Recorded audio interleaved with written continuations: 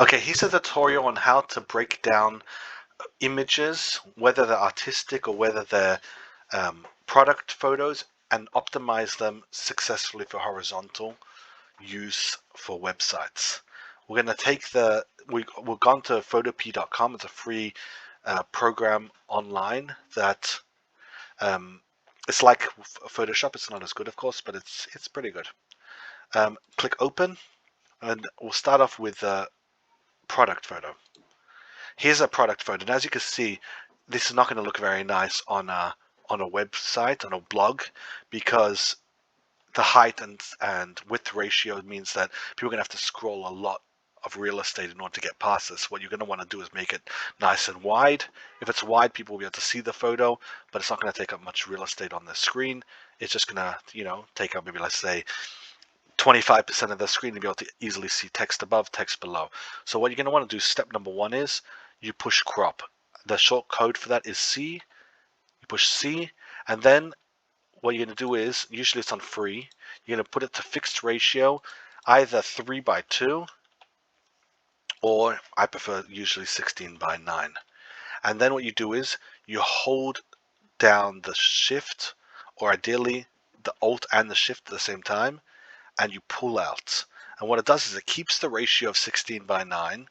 At the same time, it lets you, from all directions, because you're holding shift and alt at the same time, it lets you keep this in the center, but moving these corners at the same time. So you notice everything is moving at the same time, and it gives you enough real estate on all sides.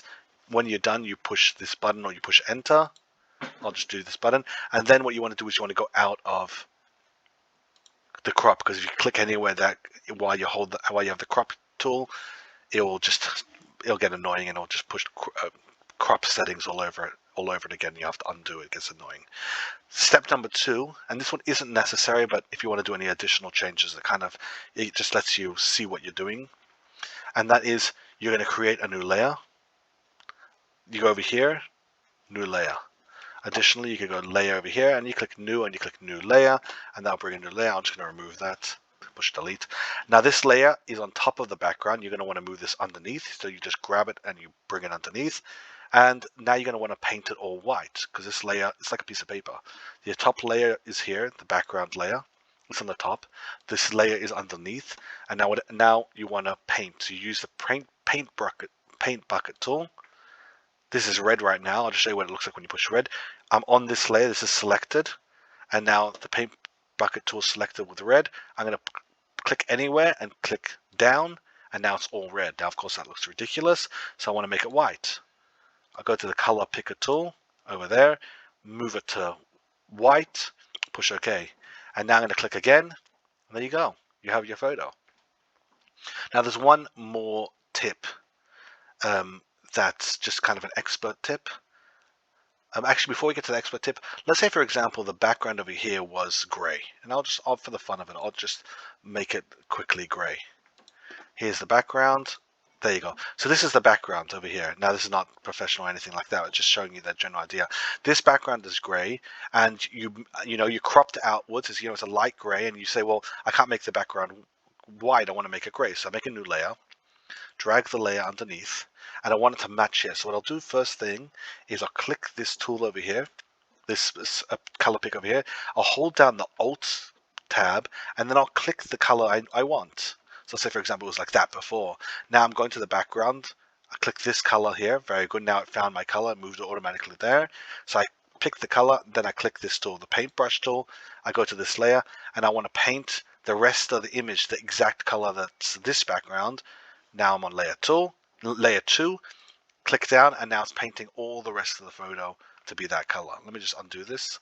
Oh, there we go. Now we have this over here. The last thing you're going to want to do before, it's kind of an expert trick to kind of make the photos pop, is a curves tool. Let me just show you that again. You click over here, new adjustment layer. You click curves. Now you're going to want to make sure the curves is all the way at the top. Let's say, for example, to the bottom, it's not going to be affecting anything, because remember, layers always work like pieces of paper. This is the lowest piece of paper. This is the second lowest. So whatever changes you make to this curve, which I'll show you in a moment, is only going to impact what's underneath. And in this case, it's nothing. But you move this to the top, and now it's going to impact everything, the background layer and the layer 1. And what you're going to do is you're going to grab the left side and you're going to bring it in a little bit. And as you notice, the more left you bring this tool, the more grays it turns black.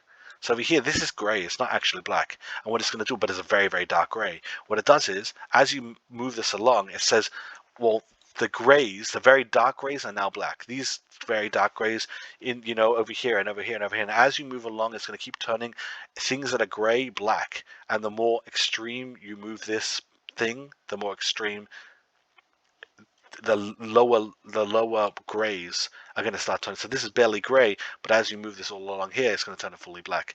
That trick, of course, is not to go so extreme, but moving a little bit like this, and moving this the whites, making the whites a little more white. Great tool to make things pop. Before, see, it's a little washed out, a little grayish.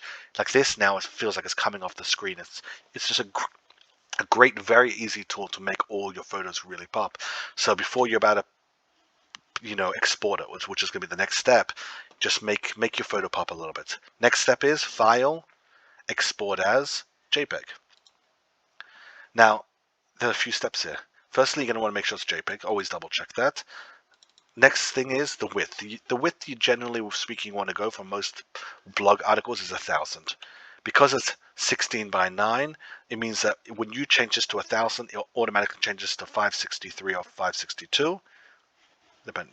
It's just 16 by 9 doesn't work out perfectly with 1000.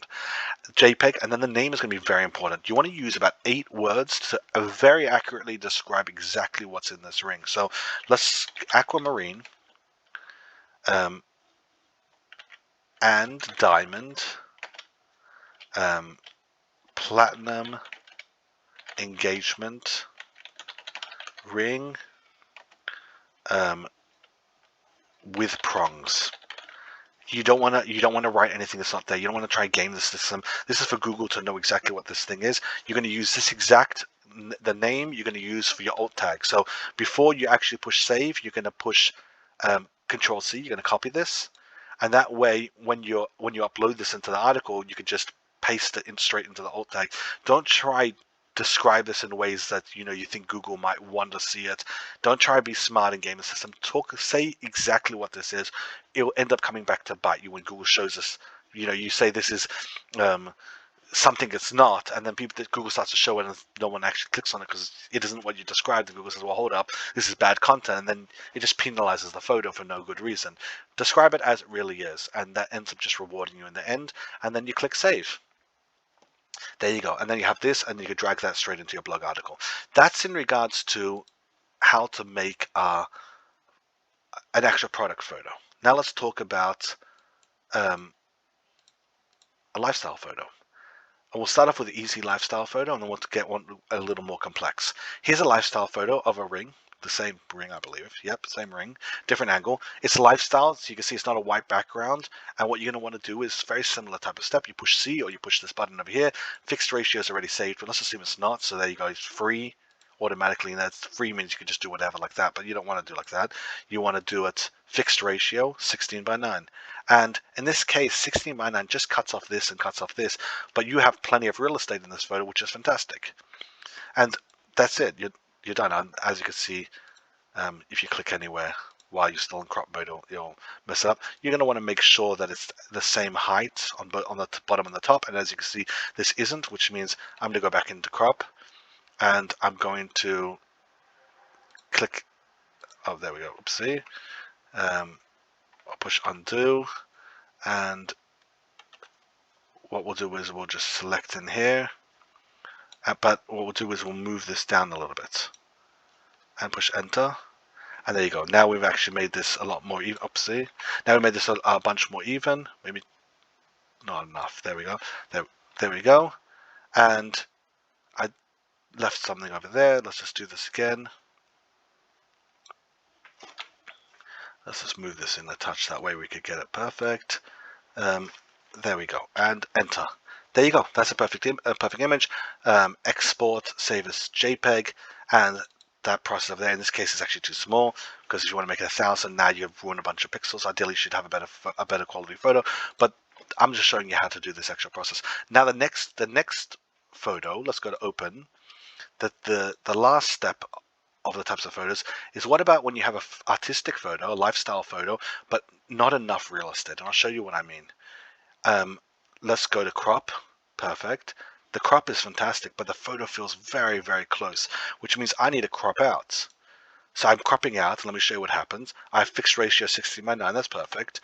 And now that's good, but now we have this information of here. I can't just make this white. I can't just add another layer like we did with the white background or a pure color background. In this particular case, the background is textured. There's a trick you could use. Now in Photoshop, this works a lot more effectively, but even on Photopea, the math isn't too bad. It's all right. What you're going to do is you're going to select this tool over here.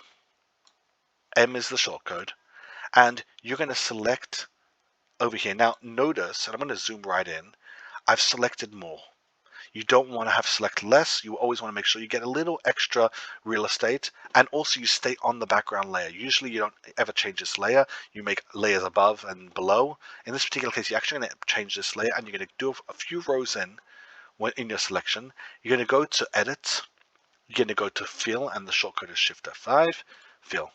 And what you're going to do is, you're going to go to fill, you're going to go over here, and you're going to do something called content aware. Content aware is a math, and it uses the information surrounding this box, of this rectangle over here, and says, well, let's use that math to project outwards what we imagine this information will be.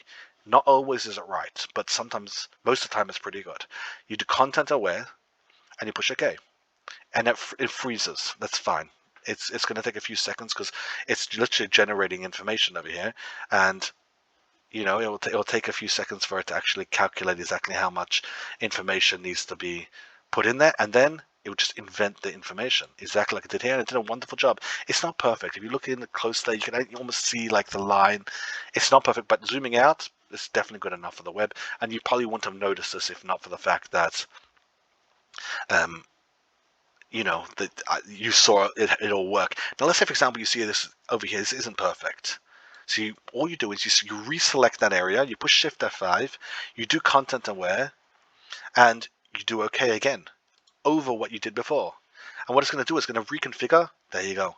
It reconfigured that information and said, okay, there was something weird going on there. Let's borrow all the information around and let's get rid of it. Let's do the same thing over here. Select in there, and notice again, I'm selecting over because if I select under, that will create a problem. Shift F5 is the shortcode, content aware, and click OK.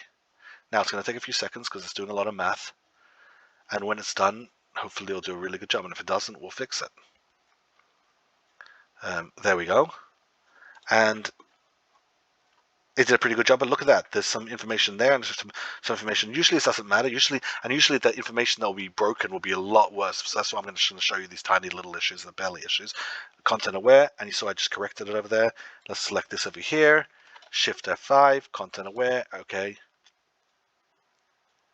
and there you go. Sometimes what it will do is it'll literally grab pieces of the ring and throw it back in there, and it'll be scattered around in weird computations. And what you do is you literally just select the parts there, and usually it's better to do one by one, and you'll just redo those sections, and you just do content aware all over again, and that will be that, and then you export it 1000 by 563, 562, or whatever it is.